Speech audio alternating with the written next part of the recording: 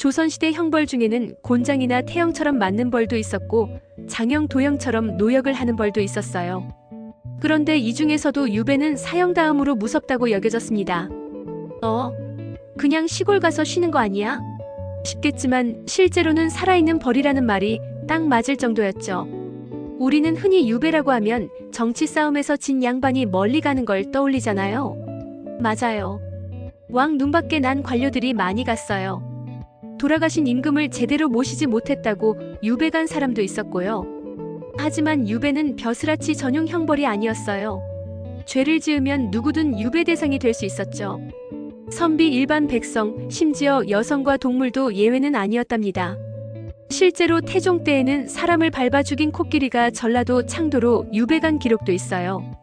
코끼리도 유배 보내는 나라, 조선 클라스 무섭습니다. 유배형이 확정되면 출발 전에 곤장 100대를 맞습니다. 이게 농담이 아니라 생명이 위험할 정도였어요. 그래서 돈 많은 사람들은 돈으로 곤장을 대신하기도 했죠. 유배지까지의 거리는 짧아도 700km 이상, 길게는 1000km가 넘는 험난한 여정이었습니다. 조선시대에 도로 사정이 좋았겠어요? 수레 대신 말을 타거나 걸어갔고 하루에 30km 정도를 걸어야 했죠.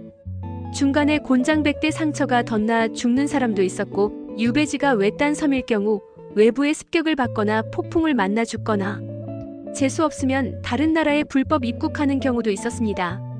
예를 들면 제주도로 갔다고 생각했는데 도착하니 일본. 게다가 이 모든 여정에 드는 돈, 그러니까 숙박비, 식비, 호송관 밥값까지 모두 다 유배자가 냈어요.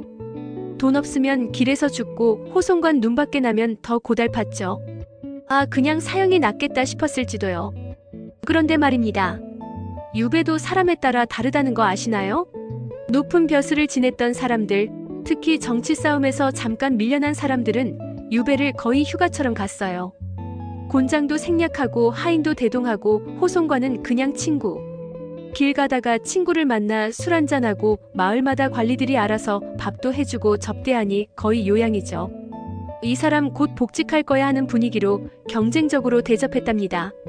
실제로 어떤 고위 관리는 유배지에서 책 읽고 글 쓰며 더 유명해지기도 했어요.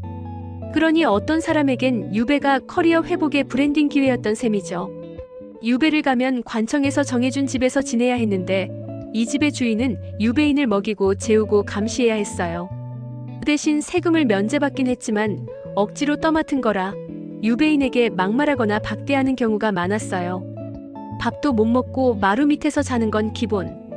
마을 사람들도 돌아가며 밥을 해줘야 했는데 자기 먹기도 힘든데 남밥까지 하려니 유배자를 싫어할 수밖에요. 그래서 유배인들은 자급자족을 해야 했습니다.